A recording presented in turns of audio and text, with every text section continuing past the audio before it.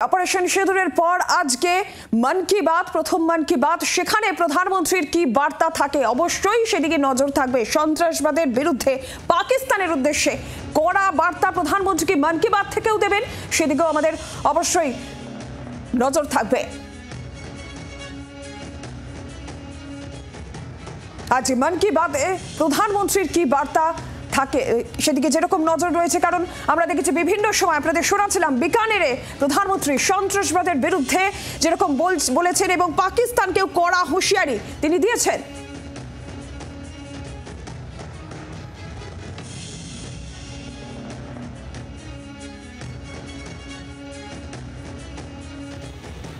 আজ মন কি বাতে পাকিস্তানকে কি বার্তা মোদি দেন, সন্ত্রাসবাদের বিরুদ্ধে ফের সুর চড়াবেন প্রধানমন্ত্রী। आज पूरा देश आतंकवाद के खिलाफ एकजुट है, आक्रोश से भरा हुआ है, संकल्पबद्ध है। आज हर भारतीय का यही संकल्प है, हमें आतंकवाद को खत्म करना ही है। साथियों, ऑपरेशन सिंदूर के दौरान हमारी सेनाओं ने जो पराक्रम दिखाया है, उसने हर हिंदुस्तानी का सिर ऊंचा कर दिया है। जिस प्रिसीजन के साथ, जिस सटीकता के साथ हमारी सेनाओं ने सीमा पार के आतंकवादी ठिकानों को ध्वस्त किया, वो अद्भुत है। ऑपरेशन सिंदूर ने दुनिया भर में आतंक के खिलाफ लड़ाई को नया विश्वास और उत्साह दिया है। साथियों, ऑपरेशन सिंदूर सिर्फ एक सैन्य मिशन नहीं है, ये हमारे संकल्प, साहस और बदलते भारत की तस्वीर है। और इस तस्वीर ने पूरे देश को देशभक्ति के भावों से भर दिया है, तिरंगे में रंग दिया है। आपने देखा होगा, देश के कई शहरों में, गांवों में, छोटे छोटे कस्बों में तिरंगा यात्राएं निकाली गई। हजारों लोग हाथों में तिरंगा लेकर देश की सेना, उसके प्रति वंदन अभिनंदन करने निकल पड़े। कितने ही शहरों में सिविल डिफेंस वॉलेंटियर बनने के लिए बड़ी संख्या में युवा एकजुट हो गए। और हमने देखा, चंडीगढ़ के वीडियो तो काफी वायरल हुए थे। सोशल मीडिया पर कविताएं लिखी जा रही थी, संकल्प गीत गाए जा रहे थे, छोटे छोटे बच्चे पेंटिंग्स बना रहे थे जिनमें बड़े संदेश छुपे थे। मैं अभी 3 दिन पहले बीकानेर गया था, वहां बच्चों ने मुझे ऐसी ही एक पेंटिंग भेंट की थी। ऑपरेशन सिंदूर ने देश के लोगों को इतना प्रभावित किया है कि कई परिवारों ने इसे अपने जीवन का हिस्सा बना लिया है। बिहार के कटिहार में, यूपी के कुशीनगर में और भी कई शहरों में उस दौरान जन्म लेने वाले बच्चों का नाम सिंदूर रखा गया है। साथियों, हमारे जवानों ने आतंक के अड्डों को तबाह किया। यह उनका अदम्य साहस था और उसमें शामिल थी भारत में बने हथियारों, उपकरणों और टेक्नोलॉजी की ताकत। उसमें आत्मनिर्भर भारत का संकल्प भी था। हमारे इंजीनियर्स, हमारे तकनीशियन, हर किसी का पसीना इस विजय में शामिल है। इस अभियान के बाद पूरे देश में वोकल फॉर लोकल को लेकर एक नई ऊर्जा दिख रही है। कई बातें मन को छू जाती है। एक माँ बाप ने कहा, अब हम अपने बच्चों के लिए सिर्फ भारत में बने खिलौने ही लेंगे। देशभक्ति की शुरुआत बचपन से होगी। कुछ परिवारों ने शपथ ली है, हम अपनी अगली छुट्टियां देश के किसी खूबसूरत जगह में ही बिताएंगे। कई युवाओं ने मेड इन इंडिया का संकल्प लिया है, वो देश में ही शादी करेंगे। किसी ने यह भी कहा है, अब जो भी गिफ्ट देंगे वह किसी भारतीय शिल्पकार के हाथों से बना होगा। साथियों, यही तो है भारत की असली ताकत, जन मन का जुड़ाव, जन भागीदारी। मैं आप सबसे भी आग्रह करता हूं, आइए इस अवसर पर एक संकल्प लें। हम अपने जीवन में जहां भी संभव हो देश में बनी चीजों को प्राथमिकता देंगे। यह सिर्फ आर्थिक आत्मनिर्भरता की बात नहीं है, यह राष्ट्र के निर्माण में भागीदारी का भाव है। हमारा एक कदम भारत की प्रगति में बहुत बड़ा योगदान बन सकता है। साथियों, बस से कहीं आना जाना कितनी सामान्य बात है, लेकिन मैं आपको एक ऐसे गांव के बारे में बताना चाहता हूं जहां पहली बार एक बस पहुंची। इस दिन का वहां के लोग वर्षों से इंतजार कर रहे थे और जब गांव में पहली बार बस पहुंची तो लोगों ने ढोल नगाड़े बजाकर उसका स्वागत किया। बस को देखकर लोगों की खुशी का ठिकाना नहीं था। गांव में पक्की सड़क थी, लोगों को जरूरत थी, लेकिन पहले कभी यहां बस नहीं चल पाई थी। क्यों? क्योंकि ये गांव माओवादी हिंसा से प्रभावित था। यह जगह है महाराष्ट्र के गढ़चिरौली जिले में और इस गांव का नाम है काटेजरी। काटेजरी में आए इस परिवर्तन को आसपास के पूरे क्षेत्र में महसूस किया जा रहा है। अब यहां हालात तेजी से सामान्य हो रहे हैं। माओवाद के खिलाफ सामूहिक लड़ाई से अब ऐसे क्षेत्रों तक भी बुनियादी सुविधाएं पहुंचने लगी हैं।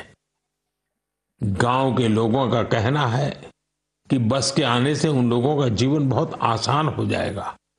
साथियों, मन की बात में हम छत्तीसगढ़ में हुए बस्तर ओलंपिक और माओवाद प्रभावित क्षेत्रों में साइंस लैब पर चर्चा कर चुके हैं। यहाँ के बच्चों में साइंस का पैशन है, वो स्पोर्ट्स में भी कमाल कर रहे हैं। ऐसे प्रयासों से पता चलता है कि इन इलाकों में रहने वाले लोग कितने साहसी होते हैं। इन लोगों ने तमाम चुनौतियों के बीच अपने जीवन को बेहतर बनाने की राह चुनी है। मुझे यह जानकर भी बहुत खुशी हुई कि 10वीं और 12वीं की परीक्षाओं में दंतेवाड़ा जिले के नतीजे बहुत शानदार रहे हैं। करीब 95% रिजल्ट के साथ ये जिला 10वीं के नतीजों में टॉप पर रहा। वहीं 12वीं की परीक्षा में इस जिले ने छत्तीसगढ़ में 6ठा स्थान हासिल किया। सोचिए, जिस दंतेवाड़ा में कभी माओवाद चरम पर था, वहां आज शिक्षा का परचम लहरा रहा है। ऐसे बदलाव हम सभी को गर्व से भर देते हैं। मेरे प्यारे देशवासियों, अब मैं लायंस, शेरों से जुड़ी एक बड़ी अच्छी खबर आपको बताना चाहता हूं। पिछले केवल 5 वर्षों में गुजरात के गीर में शेरों की आबादी 674 से बढ़कर 891 हो गई है। 674 से 891। लायन सेंसस के बाद सामने आई शेरों की ये संख्या बहुत उत्साहित करने वाली है। साथियों, आप में से बहुत से लोग यह जानना चाह रहे होंगे कि आखिर ये एनिमल सेंसस होती कैसे है। ये एक्सरसाइज बहुत ही चुनौतीपूर्ण है।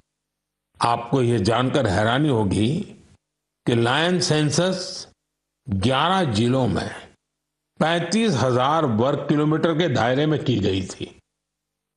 सेंसस के लिए टीमों ने राउंड द क्लॉक यानी 2400 घंटे इन क्षेत्रों की निगरानी की। इस पूरे अभियान में वेरिफिकेशन और क्रॉस वेरिफिकेशन दोनों किए गए। इससे पूरी बारीकी से शेरों की गिनती का काम पूरा हो सका। साथियों, एशियाटिक लायन की आबादी में बढ़ोतरी ये दिखाती है कि जब समाज में ओनरशिप का भाव मजबूत होता है तो कैसे शानदार नतीजे आते हैं। कुछ दशक पहले गिर में हालात बहुत चैलेंजिंग थे, लेकिन वहां के लोगों ने मिलकर बदलाव लाने का बीड़ा उठाया। वहां लेटेस्ट टेक्नोलॉजी के साथ ही ग्लोबल बेस्ट प्रैक्टिसेस को भी अपनाया गया। इसी दौरान गुजरात ऐसा पहला राज्य बना जहां बड़े पैमाने पर फॉरेस्ट ऑफिसर के पद पर महिलाओं की तैनाती की गई।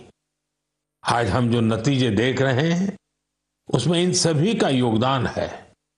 वाइल्ड लाइफ प्रोटेक्शन के लिए हमें ऐसे ही हमेशा जागरूक और सतर्क रहना होगा।